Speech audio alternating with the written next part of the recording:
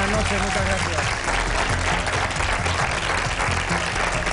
Buenas noches, Gonzo. ¿Qué tal? Buenas noches. Bueno, Gonzo, muchacho, cuéntanos, ¿cuáles son las consecuencias del tasazo para esos españoles que no llegan a fin de mes? A diferencia de mí y de Urdangarín, entre otros. Pues son muy graves. El ciudadano queda cada vez más desprotegido y más a merced de los que sí tienen dinero para pagar los procesos judiciales. Resumiendo, la justicia se ha vuelto tan cara que puede acabar siendo como el golf o la evasión de impuestos, un entretenimiento para ricos. Interesante. Hemos hablado con Lorena Ruiz Huerta, que es la presidenta de la Asociación Libre de Abogados y candidata a decana del Colegio de Abogados, que nos resumía así el panorama tras esta subida de tasas. Para conocer más consecuencias prácticas de la aplicación de esta ley de tasas aprobada por el Gobierno, estamos con Lorena Ruiz. Muy buenas. Gracias por atendernos en primer lugar. Lorena es la candidata a ser decana de los abogados de Madrid por la Asociación Libre de Abogados. ¿Esta medida es injusta?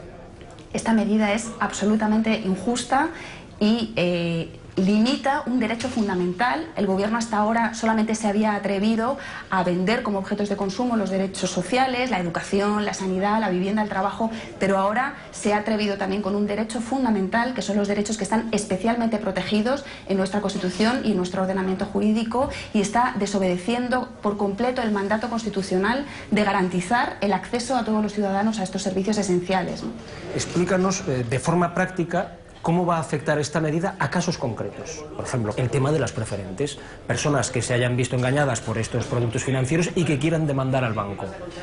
Por ejemplo, pongamos una cantidad, 180.000 euros que yo tenía ahorrados y el banco me los ha metido en preferentes, me ha engañado y yo pues los demando. ¿Cuánto me costaría poner en marcha ese procedimiento? Pues 1.000 y pico euros. 1.000 y pico euros, tendría que hacer el cálculo exactamente, pero sí, no, sí. a mí me asusta ya la generalidad en 1.000 y pico. Y si se extiende, si tú quieres recurrir, cada vez que recurras, hay que volver a pagar. Hay que volver a pagar una cantidad por cada nueva instancia judicial a la que se sigue recurriendo. Claro, y aquí estás luchando contra un banco que lo normal es que tenga más capacidad que el demandado, que la persona que demanda, para poder seguir con el juicio. Y no solamente eso, sino que además se produce la situación de desventaja de tratamiento en la ley, por la cual las empresas pueden desgravarse de sus obligaciones tributarias, las tasas judiciales, consecuencia que no está prevista para la ciudadanía en general. Y la Administración del Estado además está exenta también del pago de estas tasas. Dice el ministro Gallardón que las personas más desfavorecidas de la sociedad no van a haber impedido su acceso a la justicia. ¿Esto es cierto o no es cierto?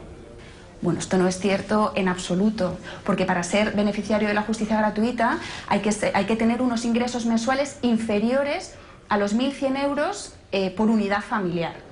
De manera que las clases medias, cada vez más empobrecidas, o las personas que tengan unos ingresos un poquito superiores a estos que acabo de mencionar, tendrán siempre que pagar las tasas judiciales en cualquier jurisdicción. Por ejemplo, una familia en la que ingresan papá y mamá, pero cada uno gana 600 euros, esos ya tendrían que pagar tasas por acudir a la justicia. Tendrían que pagar tasas por acudir a la justicia, y además de las tasas se añade, por supuesto, los gastos de abogado y procurador.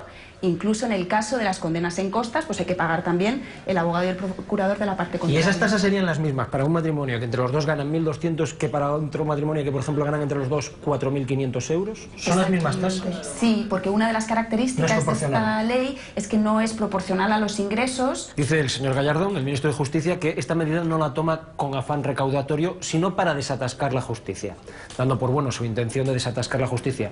¿No hay otras formas de desatascarla? Esa es la excusa, pero la realidad es que lo que están haciendo es que la justicia sea solamente un bien de consumo asumible o asequible para las personas que tienen muchos recursos, porque cada vez es más caro litigar. Creemos que esto es una cuestión organizativa. Hay que invertir en recursos informáticos para la justicia, que están absolutamente obsoletos. Estás pidiendo invertir en estos tiempos, eso es complicado. Exactamente, pero es una inversión que creo que a largo plazo merecería la pena, porque se estaría invirtiendo en tener un país con una democracia sólida y seria, que resuelva los problemas de la ineficiencia o del atasco en la justicia sin limitar derechos fundamentales, ¿no? Vosotros dentro de la profesión, si os dicen todo esto hace un par de años, si os dicen dentro de 2 años va a venir un ministro que va a imponer todas estas tasas de las que estamos hablando, ¿qué hubieses dicho? Pues, bueno, nos hubiera parecido verdaderamente alucinante, pero es que todo el paquete de medidas y toda la estrategia de este gobierno, en el que además parece acusarse a la ciudadanía del aumento de la litigiosidad y castigar a la ciudadanía con esta implantación de tasas que no les va a permitir acceder a la justicia, pero sin embargo su tendencia legislativa es la que está haciendo aumentar la litigiosidad. Es decir, el Parlamento está teniendo una huida hacia el derecho penal en el que todas las conductas son castigadas o son tipificadas como delitos en el Código Penal, y hay datos del Colegio de Abogados, estadísticas, que demuestran que las últimas reformas en derecho penal son los que han hecho incrementar en un 40%, por ejemplo, la litigiosidad en la jurisdicción penal.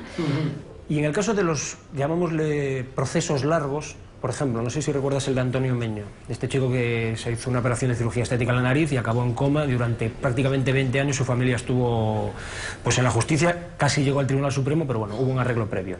¿Cuánto le hubiese costado, con la actual ley de tasas, todo este procedimiento a la familia?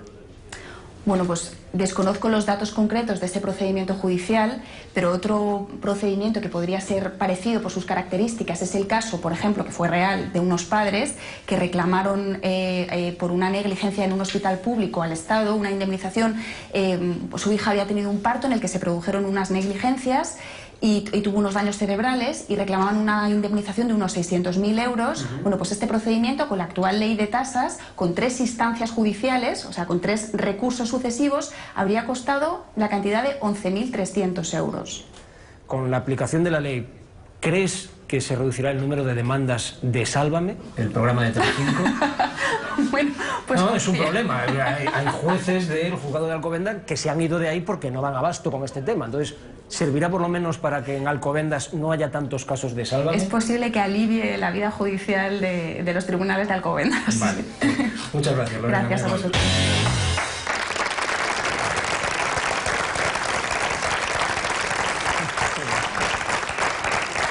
Maldita sea, me gusta, Gonzo, me gusta. Ya tengo candidata a las elecciones del Colegio de Abogados. Gonzo, tengo una misión para ti. Dime. Vas a entrevistar a Lorena todas las semanas hasta que consigamos que sea la nueva presidenta del colegio. O hasta que se harte de nosotros y se vaya a vivir a Uruguay con un nombre falso, lo que suceda antes. Es una gran idea, Wyoming. Cada vez que tú apoyes a alguien, triunfa. Ahí está el caso de Rubalcaba. No dirás que a Rubalcaba le ha ido mal.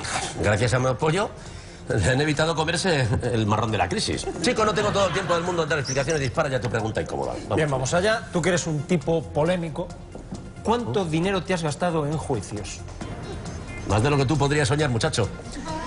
Pero esto no me frenará. Seguiré luchando por mi derecho a pasear al perro desnudo. Muchas gracias, Gonzo.